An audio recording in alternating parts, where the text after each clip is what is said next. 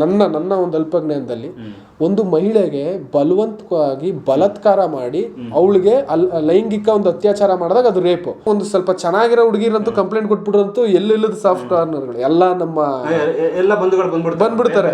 ಯಾರು ಗೊತ್ತಿಲ್ಲದೆ ಇರೋನು ಬಂದ್ಬಿಡ್ತಾನೆ.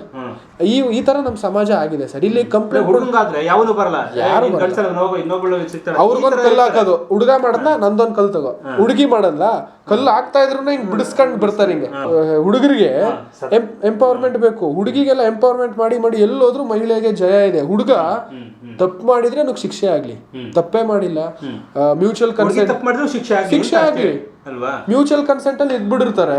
ಏನೋ ಒಂದು ಮನಸ್ತಾಪ ಬಂದಾಗ ಒಂದು ಕೇಸ್ ಹಾಕ್ಬಿಡೋದು. ಇವಳು ಮದುವೆ ಆಗ್ಬೋದು, ಇವಳು ಪಾಡಿಗೆ ಇವಳು ಇವಾಗ ಅವಳು ಕೊಟ್ಟಿರೋ ಕಂಪ್ಲೇಂಟ್ ಸುಳ್ಳು ಅಂತ ಗೊತ್ತಾದಾಗ ಅವಳಿಗೆ ಯಾಕೆ ಶಿಕ್ಷೆ ಆಗಲ್ಲ. ಅದೇ ನಮ್ಮ ಕಾನೂನಿನಲ್ಲಿ ಒಂದು ವ್ಯವಸ್ಥೆ ಇರೋದು. ಹುಡುಗರಿಗೂ ಕಾನೂನಿದೆ, ಕಾನೂನಿನಲ್ಲಿ ಬಲ ಇಲ್ಲ. ಯಾಕೆ ಅಂತಂದ್ರೆ ವುಮೆನ್ ಎಂಪವರ್ಮೆಂಟ್ ಮಾಡಿ ಮಾಡಿ ಮಾಡಿ ವುಮೆನ್ ಎಂಪವರ್ಮೆಂಟ್ ಬೇಕೇ ಬೇಕು, ಅದು ತಪ್ಪಂತಿಲ್ಲ. ಹೆಂಗಾಗ್ಬಿಟ್ಟಿದೆ ಅಂತಂದ್ರೆ ವುಮೆನ್ ಎಂಪವರ್ಮೆಂಟ್ ಹೋಗಿ ಈಗ ವಿ ಮೆನ್ ಎಂಪವರ್ಮೆಂಟ್ ಬೇಕೀಗ. ಸುಮ್ನೆ ಕನ್ಸೆಂಟ್ ಅಲ್ಲಿ ಮಾಡಿರ್ತಾರೆ, ಮುಗಿಸ್ಕೊಂಡು ಇದ್ದು ಖರ್ಚು ಮಾಡಿ ಆಮೇಲೆ ಖುಷಿ ಪಟ್ಟಿ ಬಂದ ಮೇಲೆ ರೇಪ್ ಕೇಸ್ ಹಾಕೋದ್ರಲ್ಲಿ ಅದ್ರಲ್ಲಿ ಅರ್ಥ ಇಲ್ಲ. ನೋಡ್ತಾ ಇರ್ಬೋದು ಲವ್ ಫೇಲ್ಯೂರು ಅಂತ ಅಥವಾ ಲವ್ ದೋಖ ಅಂತ. ಅದು ಹುಡುಗನಿಂದ ಮೋಸ ಆದ್ರೆ ಹುಡುಗಿ ಏನಾದ್ರು ಕಂಪ್ಲೇಂಟ್ ಕೊಟ್ರೆ ಇಮ್ಮಿಡಿಯೇಟ್ ಆಗಿ ಹೊರಗಡೆ ಹಾಕ್ಬೇಕು. ಅದು ಹುಡುಗಿರಿಂದ ಹುಡುಗರು ಮೋಸ ಹೋಗ್ಬಿಟ್ರೆ ಆ ಹುಡುಗರು ಯಾರ ಹತ್ರ ಕಂಪ್ಲೇಂಟ್ ಕೊಡಬೇಕು, ಅವ್ನಿಗೆ ಏನು ಅಂದ್ರೆ ಆ ಹುಡುಗನಿಗೆ ರಕ್ಷಣೆ ಏನು ಹಾಗಾದ್ರೆ, ಆ ಹುಡುಗನ ಗತಿ ಏನು ಹಾಗಾದ್ರೆ ಅಂತ.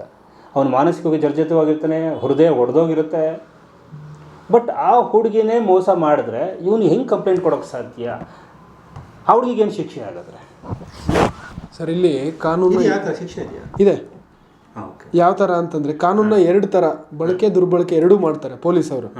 ಈಗ ಹುಡುಗ ಹುಡುಗಿ ಏನು ಈಗ ಕೇಸ್ಗಳಾಗ್ತದೆ, ಹುಡುಗ ಹುಡುಗಿ ಚೆನ್ನಾಗೇ ಇರ್ತಾರೆ, ರಿಲೇಷನ್ಶಿಪ್ಪಲ್ಲಿ ಇರ್ತಾರೆ. ಈಗ ಎಷ್ಟೊಂಥರ ಸರ್ ಲವ್ ಅಲ್ಲ, ರಿಲೇಷನ್ಶಿಪ್ಪು, ಸಿಚುವೇಶನ್ಶಿಪ್ಪು, ಫ್ಲರ್ಟೇಷನ್ಶಿಪ್ಪು, ಏನೇನೋ ಶಿಪ್ಗಳನ್ನ ಹಾಕೊಂಡು ಎಲ್ಲ ಜೊತೆಲಿರ್ತಾರೆ. ಅವರು ಒಂದು ಕಾಲ ಫಿಸಿಕಲ್ ಶಿಪ್ ಎಲ್ಲದರಲ್ಲೂ ಇದ್ಬಿಟ್ಟು ಕೊನೆಗೆ ಹುಡುಗನಿಂದನೋ ಅಥವಾ ಹುಡುಗಿಯಿಂದನೋ ಅಸಮಾಧಾನ ಮಿಸ್ಅಂಡರ್ಸ್ಟ್ಯಾಂಡಿಂಗ್ ಬಂದಾಗ ಹುಡುಗಿ ಏನು ಮಾಡ್ತಾಳೆ, ಬುದ್ಧಿವಂತೆ ಒಂದು 3-4 ಜನ ಅಡ್ವೊಕೇಟ್ಸ್ನ ಕೇಳಿ ಹೋಗ್ಬಿಟ್ಟು ನನ್ನ ಲೈಂಗಿಕ ಇದಕ್ಕೆ ದುರ್ಬಳಕೆ ಮಾಡ್ಕೊಂಡ ಬಳಸ್ಕೊಂಡ ಅಂದ್ಬಿಟ್ಟು ಅತ್ಯಾಚಾರ ಮಾಡ್ದ ಅಂತಲೂ ಕೂಡ ಹೇಳ್ತಾರೆ ಪೊಲೀಸವ್ರಿಗೆ. ಪೊಲೀಸವರು ಈ ಪಾಯಿಂಟಲ್ಲೇ ಕೂಡ ಕುಲಂಕುಷವಾಗಿ ನೋಡಬೇಕು. ಯಾವುದೇ ಸುಪ್ರೀಂ ಕೋರ್ಟ್ ಆಗಲಿ ಉಚ್ಚ ನ್ಯಾಯಾಲಯ ಆಗಲಿ ಡೈರೆಕ್ಟ್ FIR ರಿಜಿಸ್ಟರ್ ಮಾಡುವಂತ ಎಲ್ಲೂ ಹೇಳಿಲ್ಲ. ಬಟ್ ಇನ್ನೊಂದು ಕಡೆ ಇನ್ನೊಂದೇನು ಹೇಳುತ್ತೆ ಅಂದರೆ ವುಮೆನ್ ಸ್ಪೆಷಲ್ ಲಾಸಿಗೆ FIR should be registered to protect the women's sanctity and dignity ಅಂತ ಕೂಡ ಹೇಳುತ್ತೆ. ಇಲ್ಲಿ ಮಹಿಳೆಗೆ ದೌರ್ಜನ್ಯ ಆಗಿದೆ ನಿಜ, ಅಥವಾ ಏನು ಆರೋಪ ಮಾಡಿದರೆ ಅದನ್ನ ನೀವು ಒಂದು ಕೌನ್ಸಿಲಿಂಗ್ ಮಾಡಿ ಹಾಕಿ, ಒಂದು ಕೌನ್ಸಿಲಿಂಗ್ ಇಂದ ಏನೂ ಆಗಲ್ಲ. ನಾರ್ಮಲ್ ಆಗಿ 3 ಕೌನ್ಸಿಲಿಂಗ್ಸ್ ಮಾಡ್ತಾರೆ. ಈ ಡೌರಿ ಕೇಸ್ ಆಗಿರ್ಬೋದು, ಅಸಾಲ್ಟ್ ಆಗಿರ್ಬೋದು, ಮತ್ತೊಂದು ಆಗಿರ್ಬೋದು. ಈ ಒಂದು ರೇಪ್ ಕೇಸ್ ಆಗಿದ್ರೆ ಸೆನ್ಸಿಟಿವ್ ಮ್ಯಾಟರ್. ಇದು ಏಕಾಏಕಿ ಬಂದು ಹಾಕ್ಬಿಟ್ರೆ, ಈಗ ನಮ್ಮ ದೊಡ್ಡ ದೊಡ್ಡ ಅಧಿಕಾರಿಗಳ ನಾನು ಹೆಸರು ಹೇಳಕ್ ಹೋಗಲ್ಲ, ನಿಮ್ಗೆ ಗೊತ್ತು ಎಂತೆಂಥ ಕೇಸ್ಗಳಾಗಿದಾವಂತ. ಅವರು ಕೂಡ ಬೇಲ್ ತಗೊಳ್ಳೋಂಥ ಪರಿಸ್ಥಿತಿ, ಕೇಸ್ ಗಲಿಯಂಥ ಪರಿಸ್ಥಿತಿ. ನಿಜಾನ ಸುಳ್ಳೋ ಕೇಸ್ ಸಾಬೀತಾಗತ್ತಂಗೆ ಕಾಯ್ಬೇಕು. ಆ ಹಣೆ ಬರೋಕ್ಕೆ ಪೊಲೀಸ್ ಆಫೀಸರ್ಸು ಫಸ್ಟ್ ರಿಜಿಸ್ಟರ್ ಮಾಡ್ಬೇಕಾದ್ರೆ ಕೇಸು ಪ್ರೈಮಾ ಫೇಸಿ ನೋಡಿ. ಈಗ ಹುಡುಗ ಹುಡುಗಿ ಫೋಟೋ ತೋರಿಸ್ಬಿಟ್ಟು ರಿಜಿಸ್ಟರ್ ಮಾಡೋದಲ್ಲ, ಫಿಸಿಕಲ್ ಕಾಂಟ್ಯಾಕ್ಟ್ಗೆ ಏನು ದಾಖಲಾತಿ ಇದೆ, ಇಲ್ಲ ಎಲ್ಲರೂ ಹೋಗಿದಾರಾ ಅಥವಾ ಅವ್ರಿಗೆ ಏನಾದ್ರು ಸಂಬಂಧ ಇದೆಯಾ, ಚಾಟ್ಸ್ ನೋಡಿ. ಈಗ ಆಯ್ತು, ಈಗ ಮುಂಚೆ ಚೆನ್ನಾಗಿದ್ರು ಹುಡುಗ ಹುಡುಗಿ, ಚೆನ್ನಾಗಿಲ್ಲ ಅಂದಿದ ತಕ್ಷಣ ಕಂಪ್ಲೇಂಟ್ ತಗೊಂಡ್ಬಿಟ್ರೆ ರಿಜಿಸ್ಟರ್ ಆಗ್ಬಿಡುತ್ತಾ? ಅದನ್ನ ನೋಡ್ಬೇಕು ಟರ್ಮ್. ಅದೇ ಸರ್ ಮೇನ್. ಈಗ ಸುಮಾರು ಬರ್ತಿರೋ ಕೇಸಸ್ಗಳೆಲ್ಲ ಹಿಂಗೆ ಇದಾವೆ. ಈಗ ಹುಡುಗ ಮೋಸ ಆದ್ರೆ ಸೊ ಹುಡುಗಿನ ಕರೆಸಿ ಯಾವ ಥರ ಎಂಕ್ವೈರಿ ಮಾಡ್ತಾರೆ ಸರ್? ಹೆಂಗಾಗಿದೆ ಕಾನೂನು ಇಲ್ವಾ ಹಂಗಾದ್ರೆ ಸರ್? ಹುಡುಗರಿಗೆ ಅಂತ ಕಾನೂನು ಇದೆ, ಆದ್ರೆ ಕಾನೂನಿನ ಬಲ ಇಲ್ಲ. ಹುಡುಗರಿಗೂ ಕಾನೂನಿದೆ, ಕಾನೂನಿನಲ್ಲಿ ಬಲ ಇಲ್ಲ. ಯಾಕೆ ಅಂತಂದ್ರೆ ವುಮೆನ್ ಎಂಪವರ್ಮೆಂಟ್ ಮಾಡಿ ಮಾಡಿ ಮಾಡಿ ವುಮೆನ್ ಎಂಪವರ್ಮೆಂಟ್ ಬೇಕೇ ಬೇಕು, ಅದು ತಪ್ಪಂತಿಲ್ಲ. ಹೆಂಗಾಗ್ಬಿಟ್ಟಿದೆ ಅಂತಂದ್ರೆ ವುಮೆನ್ ಎಂಪವರ್ಮೆಂಟ್ ಹೋಗಿ ಈಗ ವಿ ಮೆನ್ ಎಂಪವರ್ಮೆಂಟ್ ಬೇಕೀಗ. ನಮ್ಮ ಹುಡುಗರಿಗೆ ಎಂಪವರ್ಮೆಂಟ್ ಬೇಕು, ಹುಡುಗಿಗೆಲ್ಲ ಎಂಪವರ್ಮೆಂಟ್ ಮಾಡಿ ಮಾಡಿ ಎಲ್ಲೋದ್ರೂ ಮಹಿಳೆಗೆ ಜಯ ಇದೆ. ಹುಡುಗ ತಪ್ಪು ಮಾಡಿದ್ರೆ ನನಗೆ ಶಿಕ್ಷೆ ಆಗ್ಲಿ, ತಪ್ಪೇ ಮಾಡಿಲ್ಲ ಮ್ಯೂಚುವಲ್ ಕನ್ಸೆಂಟ್ ಶಿಕ್ಷೆ ಆಗ್ಲಿ, ಮ್ಯೂಚುವಲ್ ಕನ್ಸೆಂಟ್ ಅಲ್ಲಿ ಇದ್ಬಿಡಿರ್ತಾರೆ. ಏನೋ ಒಂದು ಮನಸ್ತಾಪ ಬಂದಾಗ ಒಂದು ಕೇಸ್ ಹಾಕ್ಬಿಡೋದು. ನನ್ಗೆ ಹರಾಜ್ ಮಾಡ್ದ, ನನ್ನ ವಿಡಿಯೋಸ್ ಕೇಳ್ದ, ಅಶ್ಲೀಲ ವಿಡಿಯೋಗಳನ್ನ ಇಟ್ಕೊಂಡು ಬ್ಲಾಕ್ ಮೇಲ್ ಮಾಡ್ತಾ ಇದ್ದಾರೆ, ಕಂಪ್ಲೇಂಟ್ ತಗೊಂಡ್ಬಿಡ್ತಾರೆ. ಸರ್ ಇದರಲ್ಲಿ ಪೊಲೀಸ್ ಆಫೀಸರ್ಸ್ಗಳು ಎಲ್ಲ ಅಂತ ಹೇಳಲ್ಲ, ಕೆಲವು ಕಾಂಟ್ರವರ್ಷಿಯಲ್ ಮ್ಯಾಟರ್ ಬಂದ್ರೆ ಅವ್ರ ದುಡ್ಡು ನೋಡಪ್ಪ FIR ಮಾಡಲ್ಲ ಅಂತ. ಇನ್ನು ಕೆಲವರು ಹುಡುಗಿ ಕಡೆ ಆದ್ರೂ ಕೂಡ ಈಗ ಅವರು ಚಾರ್ಜ್ ಶೀಟ್ ಮಾಡಿ ಕೋರ್ಟ್ಗೆ ಸಲ್ಲಿಸ್ತಾರಲ್ಲ, ಅಲ್ಲಿ ಸತ್ಯಾಸತ್ಯತೆನ ಈ ಹುಡುಗನ ಕೂಡ ಹೇಳ್ಬೇಕಲ್ಲ. ಅಕಸ್ಮಾತ್ ಹುಡುಗನ ಬಗ್ಗೆ ಕಂಪ್ಲೇಂಟ್ ಕೊಟ್ಟಾಗ ಸರ್ ಹೇಳ್ಬೇಕು, ಶಿಕ್ಷೆ ಆಗೋದು. ಅಲ್ಲಿವರೆಗೆ FIR ಹಾಕ್ಬಿಟ್ಟಿರ್ತಾರಲ್ಲ ಇವರು. ಸರ್ FIR ಹಾಕ್ಬಿಟ್ಟಿರ್ತಾರೆ, ಫಸ್ಟ್ ಇನ್ವೆಸ್ಟಿಗೇಷನ್ ರಿಪೋರ್ಟ್ ಮಾಡ್ಬಿಡ್ತಾರೆ. ಅಂತಿಮ ಪಟ್ಟಿ ಮಾಡಕ್ಕಿಂತ ಮುಂಚೆ ಏನಾಗುತ್ತೆ ಅಂದ್ರೆ ಗೊತ್ತಾ ಸರ್, ಇಲ್ಲಿ ಕಂಪ್ಲೇಂಟ್ ಮಾಡ್ತಾಳಲ್ಲ ಕಂಪ್ಲೇಂಟು, ಒಂದು ಕಂಪ್ಲೇಂಟ್ ತಗೊಂಡ್ ಬಂದಿರ್ತಾಳೆ. ಪೊಲೀಸ್ ಆಫೀಸರ್ಸು ಕೆಲವೊಂದು ಕೇಸಸ್ಗಳಲ್ಲಿ ಆ ಕಂಪ್ಲೇಂಟ್ನ ತೆಗೆದು ಸಾರಾಂಶ ಓದಿ ಅವರೇ ಟೈಪ್ ಮಾಡಿಸ್ತಾರೆ. ಎಕ್ಸ್ಟ್ರಾ ಸೆಕ್ಷನ್ಸ್ನ ಜೋಡಣೆ ಮಾಡೋದ್ರಲ್ಲಿ ನಂಬರ್ 1 ಎಕ್ಸ್ಪರ್ಟ್ಸ್. ಎಲ್ಲ ಪೊಲೀಸ್ ಆಫೀಸರ್ಸ್ ಅಂತ ಹೇಳ್ತಿಲ್ಲ, ಕೆಲವೊಬ್ಬರು ಅಲ್ಲಿ ಲಿಖಿತ ದೂರಲ್ಲಿ ಬರೆಸ್ಕೊಂಡು ಇವ್ರು ಸಿಗ್ನೇಚರ್ ತಗೊಳ್ತಾರೆ. ಸಿಗ್ನೇಚರ್ ತಗೊಂಡ್ರೆ ಏನಾಗುತ್ತೆ, ಸೆಕ್ಷನ್ಸ್ನ ಅಟ್ರಾಕ್ಟ್ ಆಗೋ ರೀತಿಲಿ ಕಂಪ್ಲೇಂಟ್ ಮಾಡ್ತಾರೆ.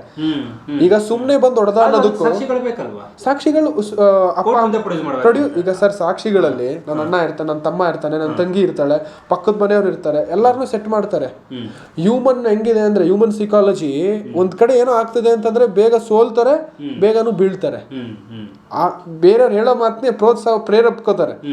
ಇಲ್ಲಿ ಒಂದು FIR ಚಾರ್ಜ್ ಶೀಟ್ ಮಾಡ್ಬಿಡ್ತಾರೆ. ಪಾಪ ಹುಡುಗ ಕನ್ಸೆಂಟ್ ಅಲ್ಲಿ ಏನೋ ಲವ್ ಮಾಡಿರ್ತಾನೆ, ಅವನ ಮೇಲೆ ಆ case, rape case, harassment case ಹಾಕ್ಬಿಡ್ತಾರೆ. ಕೋರ್ಟು ಕಚೇರಿ ಅಂತ ಅವ್ನ ಜೀವನನೇ ಬರ್ಬಾತು. ಇವಳು ಪಾಡಿಗೆ ಇವಳು ಮದುವೆ ಆಗ್ಬೋದು, ಇವಳು ಪಾಡಿಗೆ ಇವಳು ಇವಾಗ ಅವಳು ಕೊಟ್ಟಿರೋ ಕಂಪ್ಲೇಂಟ್ ಸುಳ್ಳು ಅಂತ ಗೊತ್ತಾದಾಗ ಅವಳಿಗೆ ಯಾಕೆ ಶಿಕ್ಷೆ ಆಗಲ್ಲ? ಅದೇ ನಮ್ಮ ಕಾನೂನಿನಲ್ಲಿ ಒಂದು ವ್ಯವಸ್ಥೆ ಇರೋದು. ಈಗ ಸರ್ ಕಂಪ್ಲೇಂಟ್ ಹಾಕ್ಬಿಡ್ತೀವಿ, ಸರ್ ಹೆಂಗಾಗಿದೆ ಅಂದ್ರೆ, ಇಲ್ಲಿ ವುಮನ್ ಅಂತ ಬಂದಾಗ ಎಲ್ರಿಗೂ ಒಂದು ಡೌಟ್, ಎಲ್ರಿಗೂ ಒಂದು ಇದಕ್ಕೆ ಸಾಫ್ಟ್ ಕಾರ್ನರ್ ಬಂದ್ಬಿಡುತ್ತೆ. ಅದು ಇನ್ನೂ ಒಂದು ಸ್ವಲ್ಪ ಚೆನ್ನಾಗಿರೋ ಹುಡುಗಿರಂತೂ ಕಂಪ್ಲೇಂಟ್ ಕೊಟ್ಬಿಡ್ರಂತೂ ಎಲ್ಲೆಲ್ಲದ ಸಾಫ್ಟ್ ಕಾರ್ನರ್ಗಳು ಎಲ್ಲ ನಮ್ಮ ಎಲ್ಲ ಬಂದ್ಬಿಡ್ತಾರೆ. ಯಾರು ಗೊತ್ತಿಲ್ಲದೆ ಇರೋನು ಬಂದ್ಬಿಡ್ತಾನೆ. ಈ ತರ ನಮ್ಮ ಸಮಾಜ ಆಗಿದೆ ಸರ್. ಇಲ್ಲಿ ಕಂಪ್ಲೇಂಟ್ ಅವ್ರಿಗೊಂದು ಕಲ್ಲು ಹಾಕೋದು, ಹುಡುಗ ಮಾಡದ್ನ ನಂದೊಂದು ಕಲ್ ತಗೋ, ಹುಡುಗಿ ಮಾಡಲ್ಲ ಕಲ್ಲು ಹಾಕ್ತಾ ಇದ್ರು ಹಿಂಗ್ ಬಿಡಿಸ್ಕೊಂಡ್ ಬರ್ತಾರೆ ಹಿಂಗೆ. ಕರೆಕ್ಟ್. ಈಗ ಕಂಪ್ಲೇಂಟ್ ನ ಏನೋ ಹಾಕ್ಬಿಡ್ತಾಳ ಅವಳು, ಪಾಪ ಹುಡುಗ ಸಫರ್ ಮಾಡ್ತಾನಲ್ಲ, ಕೊನೆಗೆ ಕೋರ್ಟ್ ಅಲ್ಲಿ ಡಿಸೈಡ್ ಆಗಿರೋದು ಅಪರಾಧಿ ಅಲ್ವಾ, ನಿರಪರಾಧಿನ. ಇವಳ ಮೇಲೆ ಸುಳ್ಳು ಕಂಪ್ಲೇಂಟ್ ಕೊಟ್ಟವಳು ನಿಜ ಕಂಪ್ಲೇಂಟ್ ಕೊಟ್ಟವಳು ಸಾಬೀತಾಗಲ್ಲ. ಯಾಕಂದ್ರೆ ವಿಟ್ನೆಸ್ ಹೇಳಿಕೆಗಳು ಇರ್ತಾರಲ್ಲ, ಕೋಯರ್ಸ್ ಮಾಡಿ ಕೊಟ್ಟಿರ್ತಾರೆ, ದುಡ್ಡುಗೋಸ್ಕರ ವಿಟ್ನೆಸ್ ಹೇಳಿಕೆ ಕೊಟ್ಟಿರ್ತಾರೆ, ಅಥವಾ ಅವ್ನಿಗೆ ಏನು ಗೊತ್ತೇ ಇರಲ್ಲ, ವಿಟ್ನೆಸ್ ಬರ್ಸ್ಕೊಂಡ್ ಸೈನ್ ಹಾಕಿರ್ತಾರೆ. ಈ ತರ ಎಲ್ಲ ಸುಮಾರಾಗಿರುತ್ತೆ. ನನ್ನ ಒಂದು ಅಲ್ಪಜ್ಞಾನದಲ್ಲಿ ನಾನು ಪೊಲೀಸ್ ಆಫೀಸರ್ಸ್ಗಾಗ್ಲಿ, ಈ ಒಂದು ಕಂಪ್ಲೇಂಟ್ ಇನ್ವೆಸ್ಟಿಗೇಟಿಂಗ್ ಆಫೀಸರ್ಸ್ಗಾಗ್ಲಿ ಕಂಪ್ಲೇಂಟ್ನ ದಾಖಲೆ ಮಾಡೋ ಟೈಮಲ್ಲಿ ಫಸ್ಟ್ ನೋಡಿ, ಒಂದು ರೇಪೇ ಆಗಲಿ, ಹೀನಿಯಸ್ ಅಫೆನ್ಸಸ್ ಇರಬೇಕು. ಫಸ್ಟ್ ಒಂದು ಕೌನ್ಸಿಲಿಂಗ್ ಕೊಡಿ. ವುಮೆನ್ ಲಾಸ್ಗೆ ತಕ್ಷಣ ರಿಜಿಸ್ಟರ್ ಮಾಡಿ. ಏನು ಆಧಾರದ ಮೇಲೆ ಮಾಡ್ತೀರಾ? ನಾನು ಜೊತೆಯಲ್ಲಿದ್ದೆ, ಬಿಲ್ ಕಟ್ತೆ, ಫೋನ್ ಪೇ ಮಾಡಿದೆ, ಜೊತೆಯಲ್ಲಿ ಒಂದು ರೂಮಲ್ಲಿ ಇದ್ವಿ, ಅಷ್ಟಕ್ಕೆ ಮಾಡಬೇಡಿ. ಎಲ್ಲದಕ್ಕೂ ಕನ್ಸೆಂಟ್ ಇದ್ದೇ ಇರುತ್ತೆ. ಈಗ ಒಂದು ವಾರದಿಂದ ಸೆಕ್ಷುವಲ್ ಆಕ್ಟಿವಿಟಿ ಆಗಿರುತ್ತೆ, ಒಂದು ವಾರ ಆದ್ಮೇಲೆ ಬಂದು ಕಂಪ್ಲೇಂಟ್ ಕೊಡ್ತಾಳೆ, ಯಾಕೆ ಜಗಳ ಆಗಿರುತ್ತೆ ಅವ್ರ ಮಧ್ಯ. ಅವಾಗ ಕನ್ಸೆಂಟ್ಷಲ್ ಇದ್ದೆ, ಈಗಿಲ್ವಾ?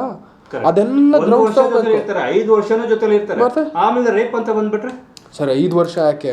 ಇವ್ರು ನಮ್ಮ ಬಾಬಾ ರಾಮದೇವ್ ಎಲ್ಲ ಒಂದೊಂದು ಕೇಸೆಲ್ಲ ನೋಡಿ 35 ಸತಿ ರೇಪ್ ಮಾಡಿದಾರೆ. 35 ಸತಿ ರೇಪ್ ಮಾಡತಂಕ ಏನ್ ಮಾಡಿದ್ರಿ? ನಾ ಹೇಳೋದು, ರೇಪ್ 1 ಟೈಮ್ ಮಾಡಿದ್ರು ರೇಪೆ, 5 ಸತಿ ಮಾಡಿದ್ರು ರೇಪೆ.